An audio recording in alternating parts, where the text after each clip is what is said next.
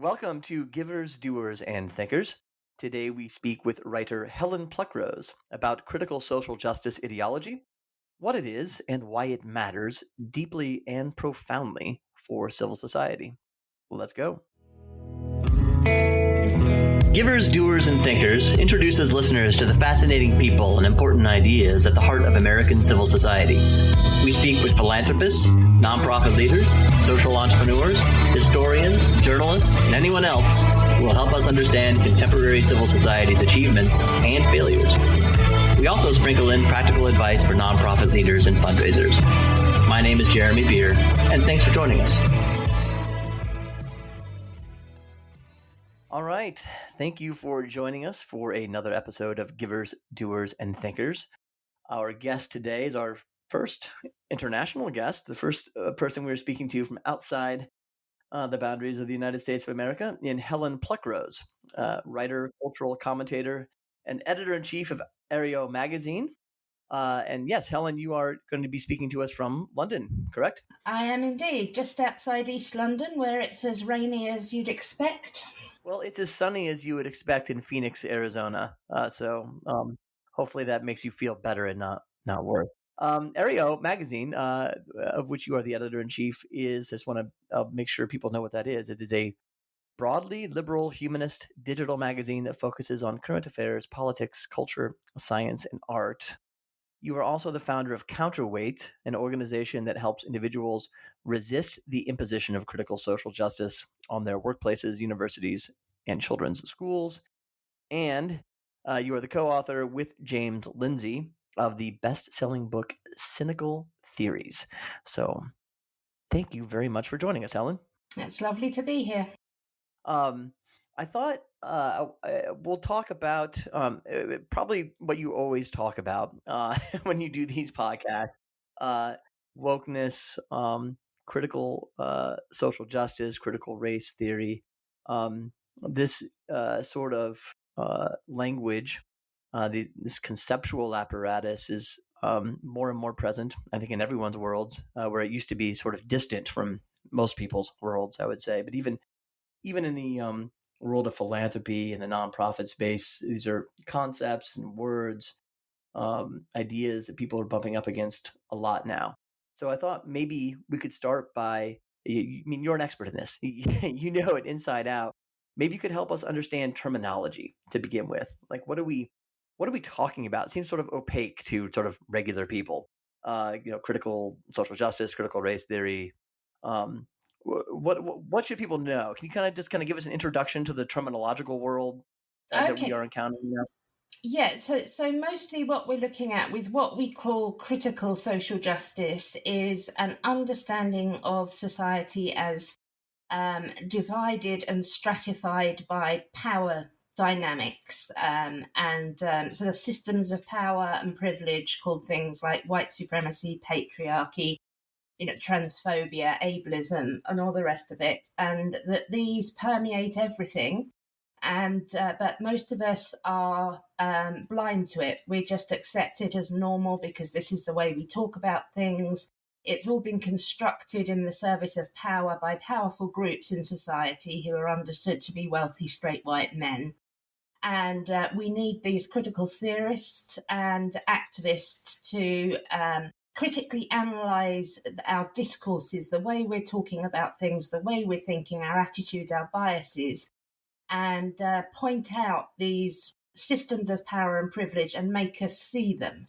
So this is known as critical consciousness in Marxist thought.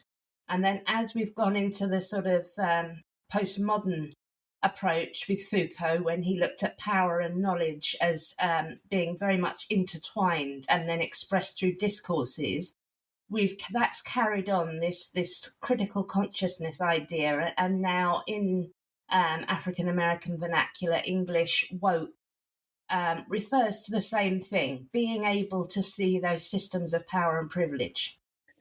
Is it okay? So before we get on to how one, we'll get on to how one talks to how one might be able to challenge sort of that view of the world. A couple of just laying the groundwork here.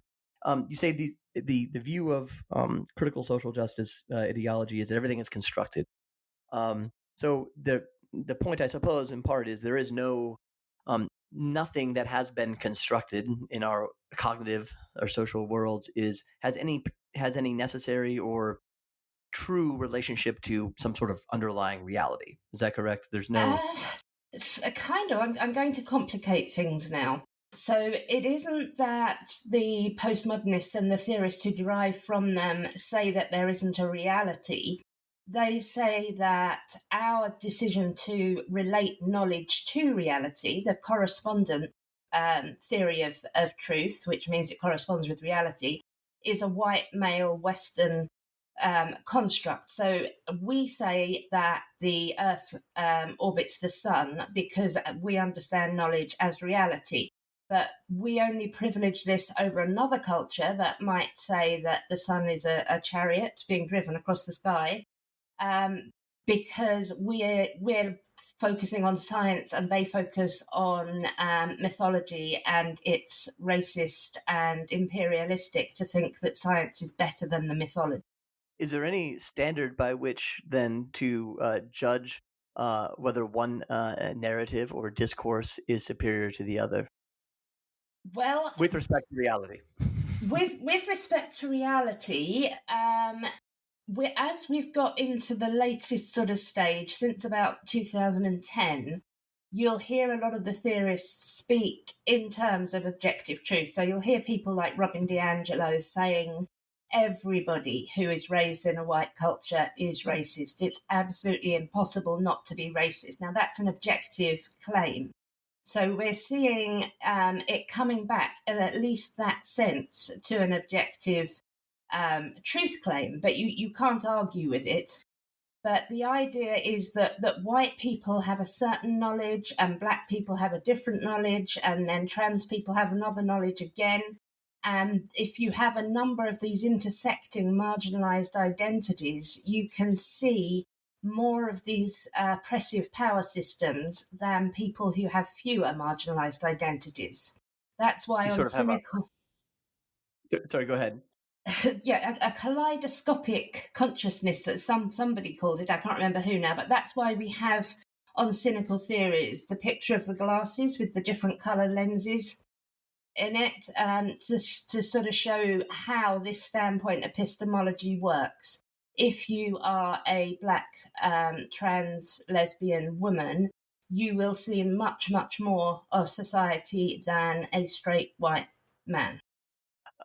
Hence, it would seem then the proliferation of identities that would claim to have their own color in the lens, right? Because the more identities that you could claim for yourself, that are non-traditional identities anyway, the further you can see. Yeah, yeah, exactly. So, yeah, you're supposed to have a particular competence. Of course, this doesn't stand up at all. As soon as you start looking at say, black intellectuals, you can't help but notice that Ibram X. Kendi and Thomas Sowell exist. So, this idea that there is a particular way of thinking related to your sex or your race is simplistic, and it doesn't really help anything. Well, it's certainly not. It's not empirically true, but I presume that the critical social justice proponent would say that is because certain African Americans, certain women, whatever, have uh, they have a false consciousness, right? To use a Marxist term, they've unfortunately been blinded themselves by the patriarchal sort of narrative, and it's our job to help them come out of that. Yeah, Or so either. that's the charitable thing. If you're a white person who doesn't believe that absolutely everything is underlain by white supremacy, you'll be trying to protect your own privilege. If you are Yeah. a black person who doesn't think everything is underlain by white supremacy, you are either blinded into this discourse and you've internalized racism, or you're trying to please white people to secure an advantage for yourself at the expense of other members of your race, and then it's apparently okay to use racial epithets. Right. Interesting. Well, let's come back to the one glaring um, problem or challenge with all this, which would be its sort of evident unfalsifiability. I want to come back to that, but I want to you come back to something you said, and you've written about this too. I think it's very interesting, and I think again, a lot of people who don't keep up with this stuff on a day by day basis, their own terminology hasn't caught up with it yet. And you say about in 2010, maybe 10 or so years ago, the sort of all the way down relativism that used to characterize postmodern discourse started to fade away or kind of go away, and now there is a sort of belief in objective truth. Can you talk about that? Do I have that right? Yeah, so the original postmodernists, they were radically skeptical. They didn't see any possibility of obtaining truth. So this is Jean-Francois Lyotard, Michel Foucault, particularly Jacques Derrida. So they really just wanted to deconstruct everything. But they burnt themselves out by about the mid-80s. Then in 1989, something happened, and there was a sudden flood of writing from a new wave of theorists, including people like Judith Butler and Kimberly Crenshaw in critical race theory and Mary Poovey in feminism, who said, okay, so these postmodern ideas of everything being socially constructed in the service of power are good, and we want to keep them, but we have to have some objective truth, or we can't say that anybody is consistently oppressed, and then we can't do anything about it. So they decided that what is And what is that objectively objective? true is these Right. social systems of oppression. So the best essay for this is Kimberly Crenshaw's Mapping the Margins. She said just because race and sex are social constructs doesn't mean that there aren't real consequences in life. Power clusters around certain groups, and this is an objective fact. So we saw then a return to some acceptance of objective reality, but it was still very tentative. But over the following sort of 30 years, it's got really much more confident and stronger in its own belief that that there really is no such thing as biological sex. Female penises exist. That every white person must be racist. Every man must have sexist ideas. It's this is the objective truth now. It's become its own meta narrative. So it started off as being skeptical of these grand narratives that explained everything, and then it became a grand narrative that explains everything. I was thinking about this. There's this liberationist quality to this ideology. Its whole point is to liberate uh, people from the prison of a discourse that is oppressive and so on. Yeah, there's an analog that is not though so ideological, and that would be sort of at least the story we have long told about the liberal arts and what liberal arts education is supposed to affect, which is to help you see by encountering the most insightful minds and writers in history, and they're sort of building on one another's insight to help to free us from the sort of petty provincialisms, the discourses you might even say that we're so used to swimming in the water that we're in, so that we can maybe rise above them and view them critically. Um, what is why that seems to be like sort of that's a liberationist narrative in and of itself. Why is that not considered acceptable or effective by the critical social justice advocates? Well, what you're referencing there is a sort of modernist approach where there is a lot of sort of different truths to be discovered, but there's a universal qualities of humanity underlying it, and that the postmodernists were very much opposed to this.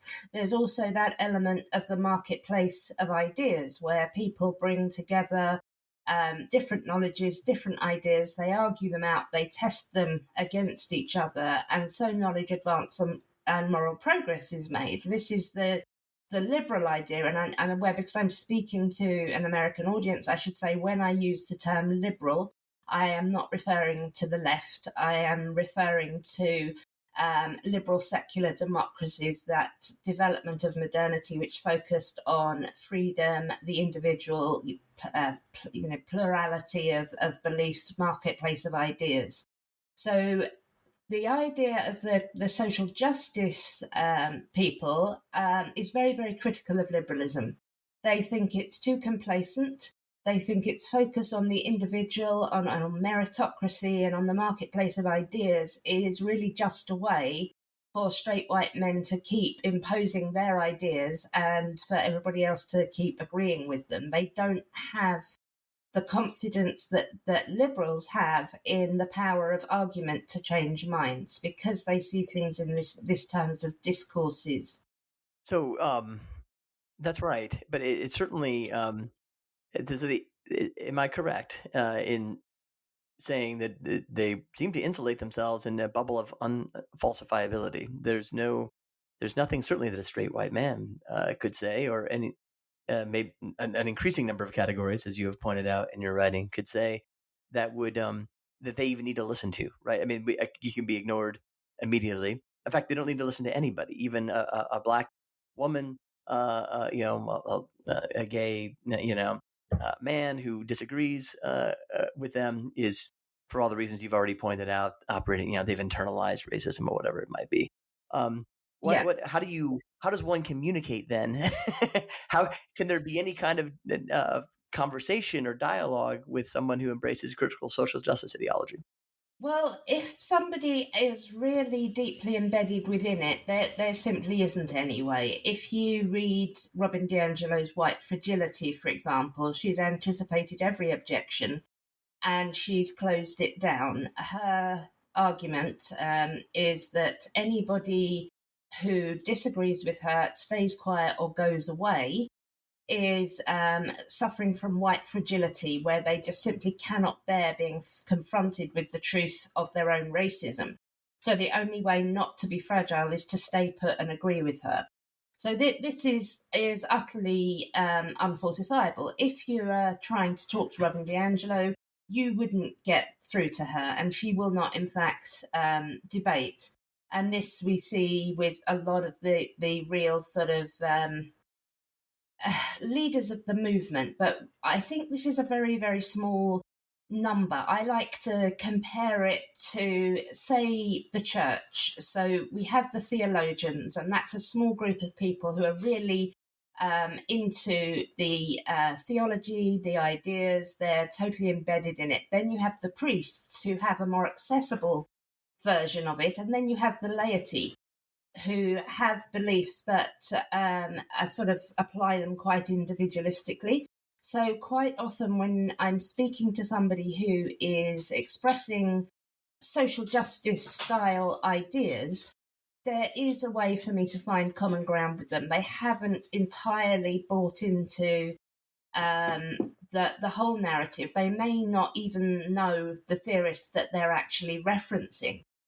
So you can quite often, if you start a conversation, so with me being a liberal and sharing the goal of racial, gender, and LGBT equality, if I can start by saying to them, yes, there have been horrible systems of unjust power, and there's still an aftermath of that.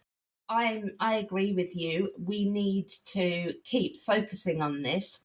Then we can perhaps discuss the difference in our ideas, and somebody will accept that perhaps reason can work sometimes, perhaps argument is worthwhile. But more often with the activists and the most zealous people, they will just call me a fascist or a white supremacist. And if we're on social media, which we usually are, because I don't meet these people very often in real life, I get blocked. So conversation is difficult.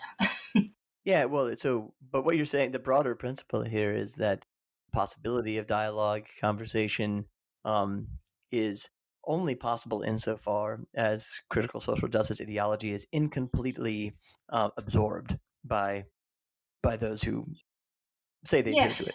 Yeah, quite often it's a mistake to follow them down that rabbit hole in the first place.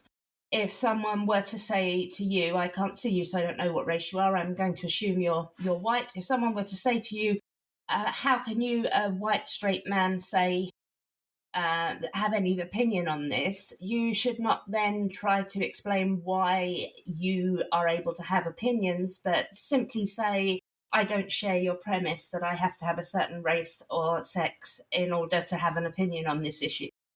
Very good. Helen Pluckrose, we will be right back. We'll talk about how Helen got interested in all this. Go a little bit deeper in some of the problems or challenges posed by a critical social justice ideology, and maybe even talk about some potential solutions. Be right back.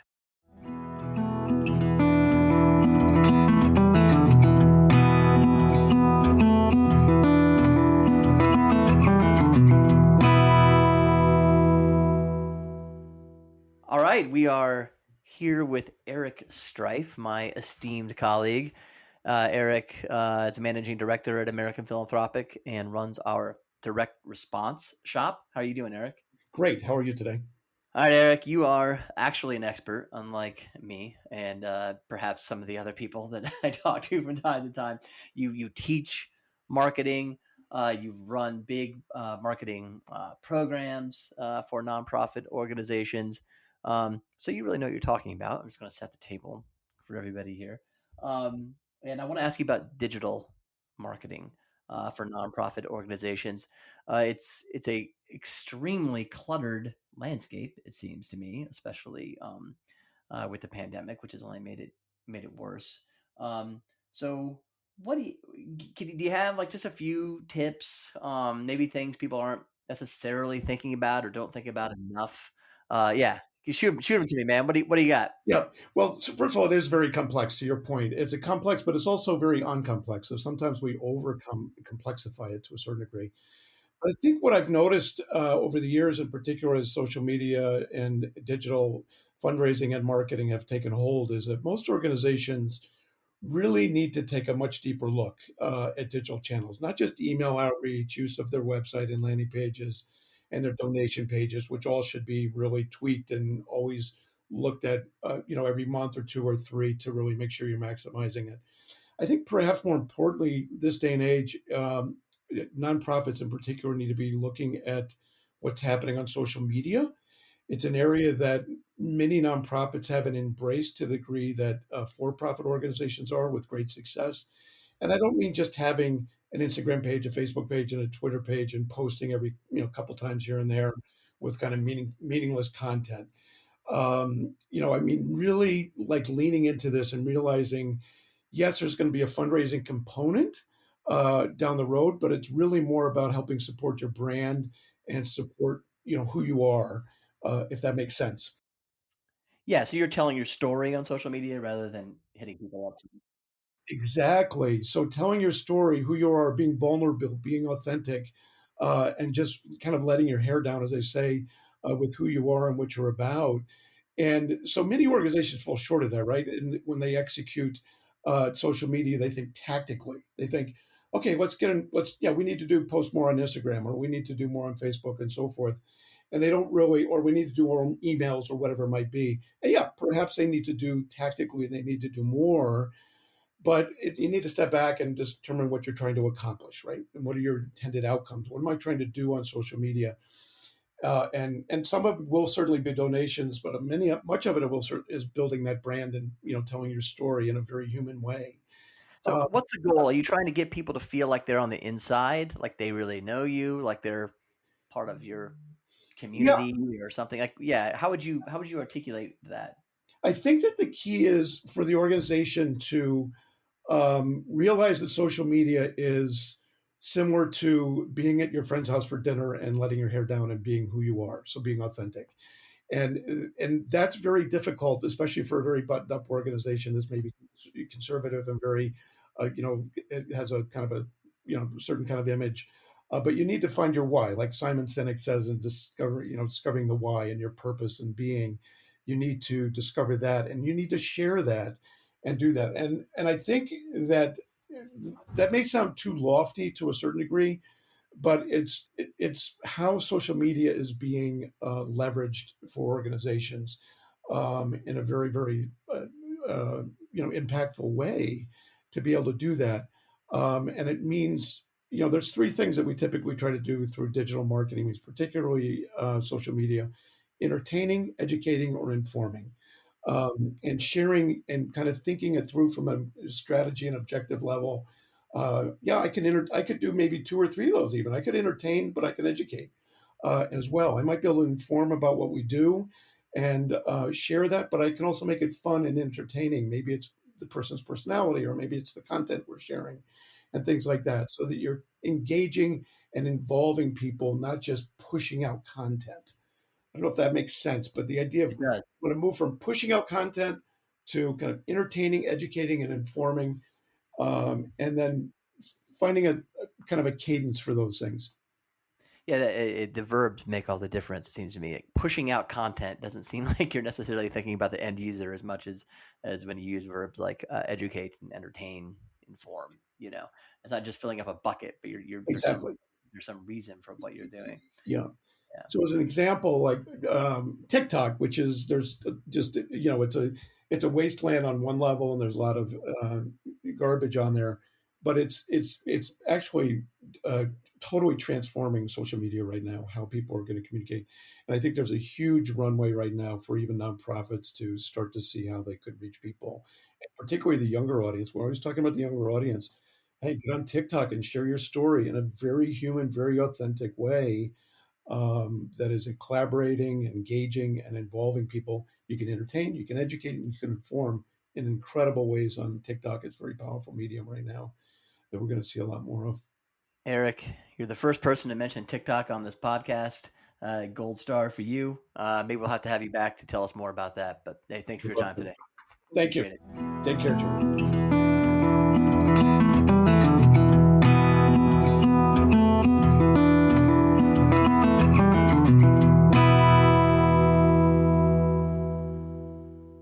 All right, we are back with Helen Pluckrose, co-author of Cynical Theories and editor-in-chief of Aereo magazine. Helen, how did you get interested in this whole thing? I believe you were trained as a mathematician, right? Usually mathematicians are not, in the leading cultural commentators category. No, how did this happen? yeah, you're thinking of my co-author there. He's the mathematician. I'm of the humanities. I studied late medieval and early modern women's religious writing. So I was deeply immersed in literary theory for a very long time. And this obviously covers post-colonial theory and queer theory.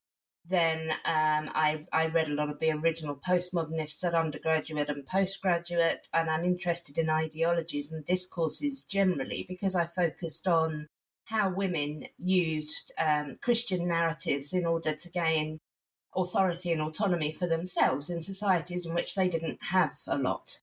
So I've always been interested in ideology, but I was finding it very difficult. I intended to be a feminist historian, essentially, but I found it very difficult to do any work that I could be proud of because I was expected to constantly use these social constructivist theories. And I culture exists. I am primarily interested in culture as somebody who looks at literature and culture and society.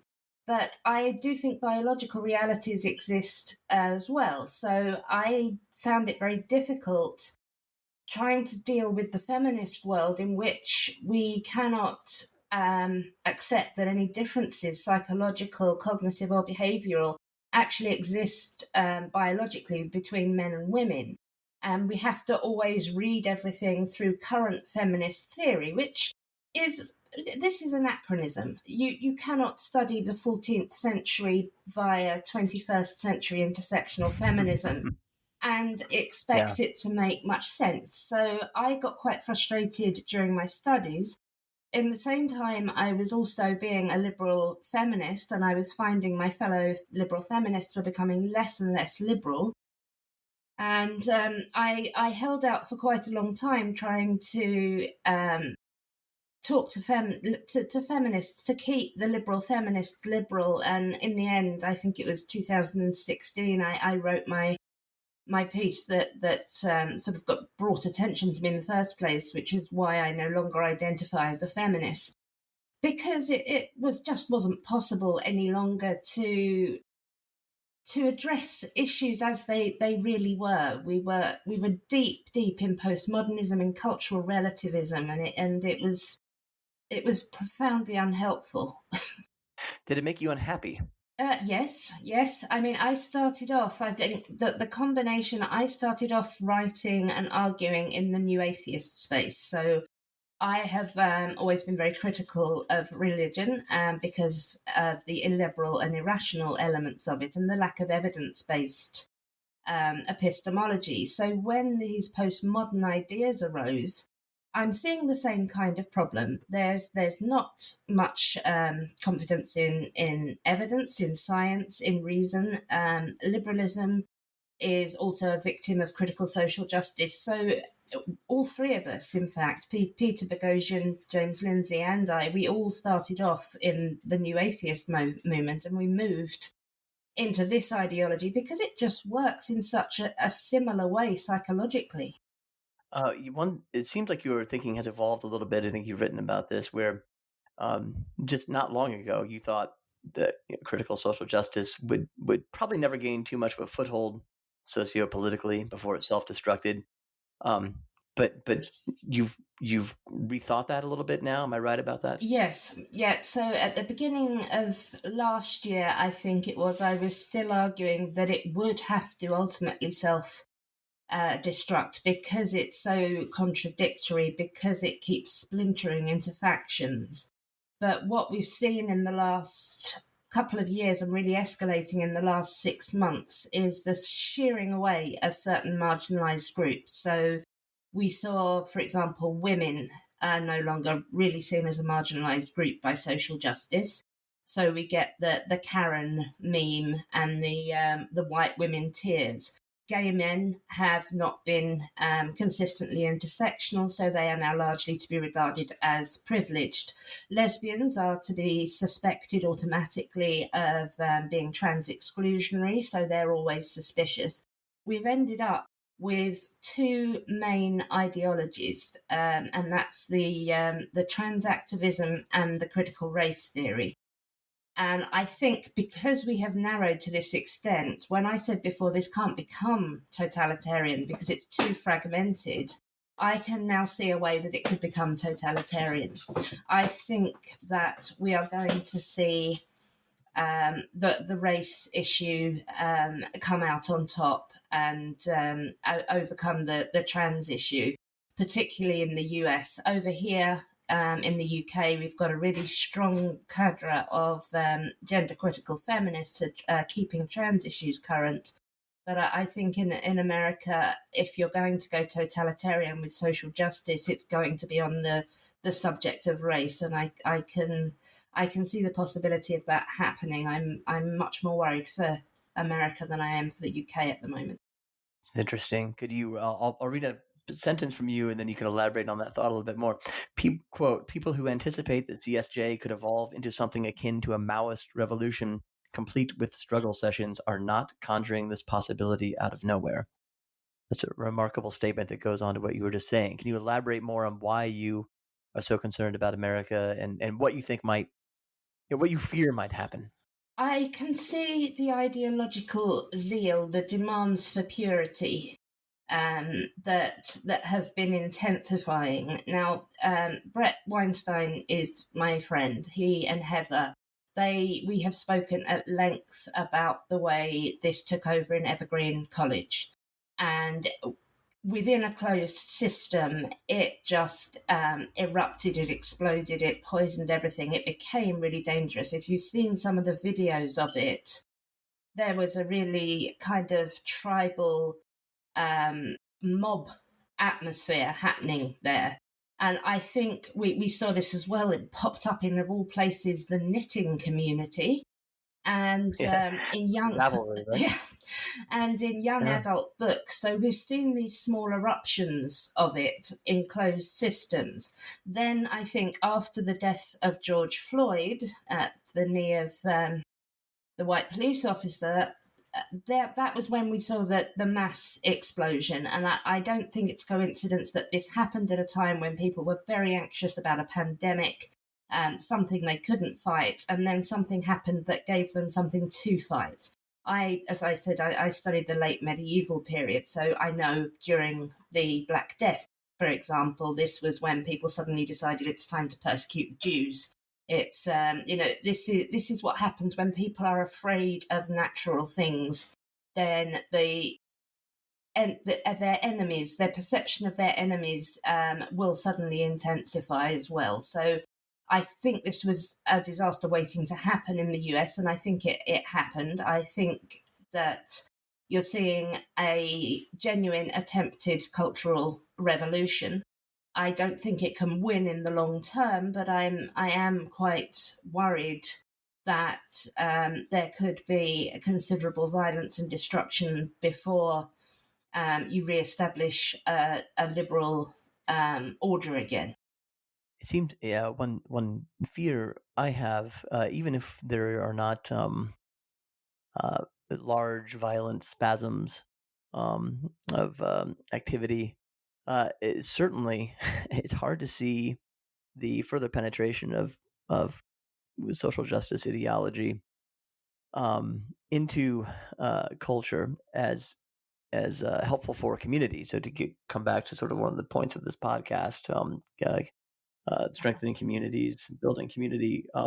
Certainly, it seems to me that the more wokeness penetrates civil society, the less likely people are to associate with one another. Certainly, with people they don't already know or suspect agree with them, because out of a fear of saying the wrong thing, or being outed, or having to clam up and watch what you say. That's no fun. Am I wrong about that dynamic? Being pretty corrosive. Yeah, I think that's the call out culture, the cancel culture that we're apparently not to believe in. Even though I'm getting messages, hundreds of them a day, from average people who are in danger of losing their job or being failed or being fired, or just terrified of a social lashback on social media because they have misspoken in some way. There's a real zealotry going on here, and sometimes you can seen before with mob when they have become out of control, when an Islamist mob stomped a woman who said that they thought that she'd burnt the Quran or something. This is this kind of collective madness that takes over. We saw it, yes, in Maoist revolutions. I'm not claiming that we are right back in the sort of struggle sessions at this moment, but that mentality is something that is in humans. We are territorial tribal apes, and I think that social justice brings out the worst in us, while liberal humanism, which gets us to empathize with the widest possible group, to believe that we can empathize across divides of sex, of race, of nation, brings out the best in us. And I think we see that over the last couple of 100 years, as we have got rid of things like slavery, patriarchy, colonialism. And as we've developed secular liberal democracies, particularly between the 60s and the 80s, we've seen what liberalism, in its real sense, in its individual and universal sense, can actually do. Now, social justice is the opposite of this. It's trying to take us back to defining people and evaluating them by their race, their gender, their sexuality. It's doing it in reverse to the ways the traditional racists did it, but it's going to cause the same problems because people are going to react badly to things. If you tell somebody that they are bad because they are white, our reciprocity is likely to make us then increase our own hostility to other groups. We need to fight against this in-group, out-group tendency that we have, and social justice is doing the opposite. Well, certainly one of the ways we fight against in-group, out-group tendencies, at least historically, is by living amongst people who are not all exactly like us. we live in, talk to, live among and talk to people who have different views, a lot. Certainly, this has happened, as you pointed out, more and more in the context of modernity. Yeah. And that also is being one of the things that's reinforcing, it seems to me, this the strength of the social justice ideology dynamic that's generated is the fact that we have sorted ourselves more than ever. Certainly in America, I assume this is also the case in Britain, by not just educational achievement, socioeconomic status, but also by ideology or point of view. And then, of course, online, there's almost a perfect sort going on, which is only being made even more extreme by the sorts of things you were just talking about, canceling, deplatforming, et cetera. So we seem to be going exactly the opposite way of what we would want to do if we wanted to actually sort of decrease the temperature on all this. Yeah, I think this is what we have the tendency to regress to unless we really keep reinforcing liberalism and rationalism, because this is what we have always done. This is how we work. I think humans in a state of nature, we work as tribal and territorial. The idea that they call us weird societies, Western, educated, industrialized, rich, and democratic, because we are weird. This hasn't really happened before. This idea that I can believe something different to you about, say, God or the king, and neither of us have to fight about it or kill each other. That's quite a new development, and it takes upholding. The critical social justice people, they tend to believe themselves to be new and edgy and radical, and in fact they are really regressive. What's new is liberal humanism, secular democracy. America. That's that's the new creation. That's the thing that needs to be preserved. I don't know that it's new. I mean, I appreciate your emphasizing sort of the accomplishments of liberalism, but I mean, there are pre-liberal virtues too that are lost in all of this. I'm just thinking of like charity, humility, classical and Judeo-Christian virtues alike that also seem to be swept away here by this. There certainly seems to be no room for charity or humility in critical social justice. No, there's a lot of people have pointed out when we've sort of compared it to religion that there isn't really a forgiveness system or I was speaking to a pastor recently and she used the word grace a lot, that there's a lack of grace. And this, I think she meant, kindness and empathy and charity for others. So that doesn't happen when you're swept up in a sort of a wash of zealotry, and that's whether it's religious ideology or secular ideology. Well, let's talk about okay. If one is persuaded that this is not a good thing, critical social justice ideology is poisonous and destructive. I mean, what can you do? I mean, you already pointed out that there's this cost to be paid already, oftentimes at people's workplaces, or socially, at least on social media, if we can count that as socially. What can we do? What's the way forward here? Okay, well, this is where I plug my new organisation, Counterweight. Please do. Please do. And what we are operating a caseworker system. So people will come to us, they're having a particular problem at work or university or their children's school. We assign them a caseworker if they need immediate help. We connect them with resources, with a group of people in their own sphere, perhaps with legal advice, perhaps with a theoretical advisor, which is me.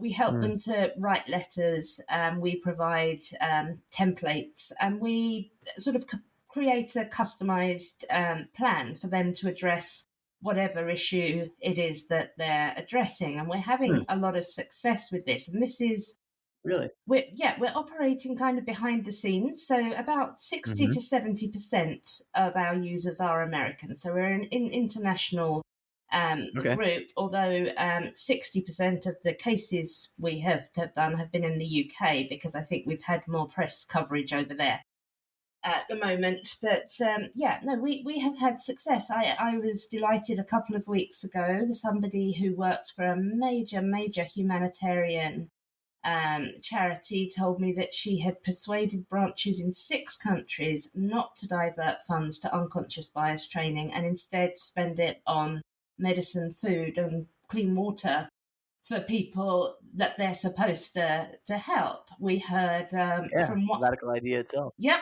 one of our members managed to get the compulsory unconscious bias training made voluntary. We've had people managing to, it's often a long, slow progress. It's not so often that someone will say this is a problem and their employer will say, oh yes, so it is. Thanks for pointing that out. It can take weeks, it can take months, but we are helping people to keep their organisation open to viewpoint diversity. And it isn't only employees.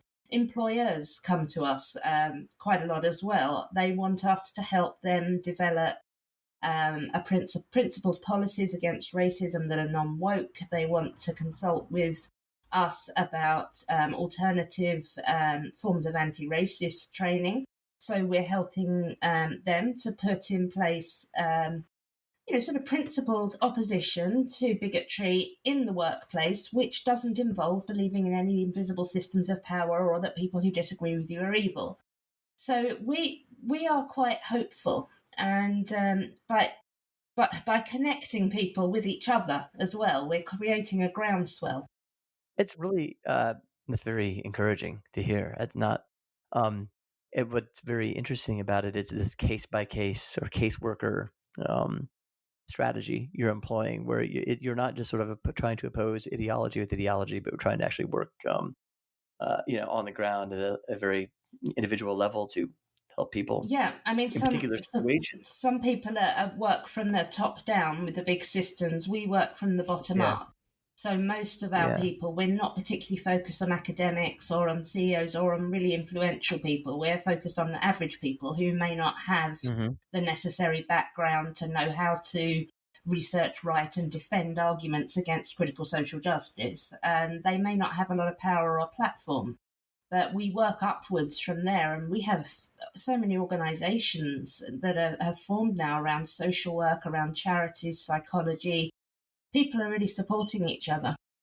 That is really interesting to hear. Could you, I don't know if it's possible to generalize or not, but perhaps talk a little bit about what's most successful, what tends to work? Is it a lawyer? Is it a letter from a lawyer? Is it just a generous conversation with an employer or board, or like what are you finding actually? Is it just pointing out like here's what's evil about this, and we we can go another way, and there's actually a lot of common sense still out there, and people are like, oh, that's nice. What's working? Diplomacy, mostly. I mean, I have to admit, where we've had most success with getting organisations to make their diversity training voluntary or making it more inclusive of a wider range of viewpoints is when the member of Counterweight who has challenged it has not been white. So obviously this makes a big difference. One of our members is a black engineer, and he's challenged his company quite successfully. We hope there may still be disciplinary action, but we're keeping our eye on it. But mostly it involves not sort of steaming in there and saying you're using some evil ideology and you're trying to brainwash people and you're terrible, but by saying this is not compatible with the worldviews of most of the people in the world. Because if you believe in social constructivism, you don't believe in free will.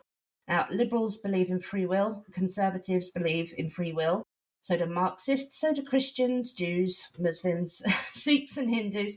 This is incompatible with nearly every other belief system. So if we get people to go in there and point out that this social justice ideology really is an American-centric Western creation, which doesn't go very well with any other worldview, and that we need to keep them more inclusive, that is what has the most success, because most employers aren't actually, committed to woke ideology themselves. They're trying to tick a box of having covered this. If you can point out to them a more inclusive way to do this, you can include conservatives and religious believers and liberals as well.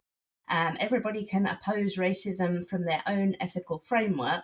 That's what tends to work. That makes them broaden out their horizons a little bit more. Wonderful. So I'll just end with this question for you, Helen. Beyond what you've just told us about, maybe beyond what Counterweight is doing necessarily, how can a charity, a school, maybe a philanthropic foundation, even any workplace protect itself from being overtaken or held hostage by social justice ideology? I think as a culture, we just need to get more confident with expressing liberal values. So if you're an organization or you're an employee, try to be more confident with saying, I don't believe what you believe. I oppose all of these racism or sexism, but I don't believe what you believe. And if we can get more people confident to say that, also talk to other people in your organization, sound them out carefully, you will find that there are more people who are also worrying about it and keeping quiet than you realize. Very good. Helen Pluckrose, co-author of Cynical Theories, editor-in-chief of Aereo Magazine. Thank you so much for being with us today. It's been great talking to you. Appreciate your time. Take care.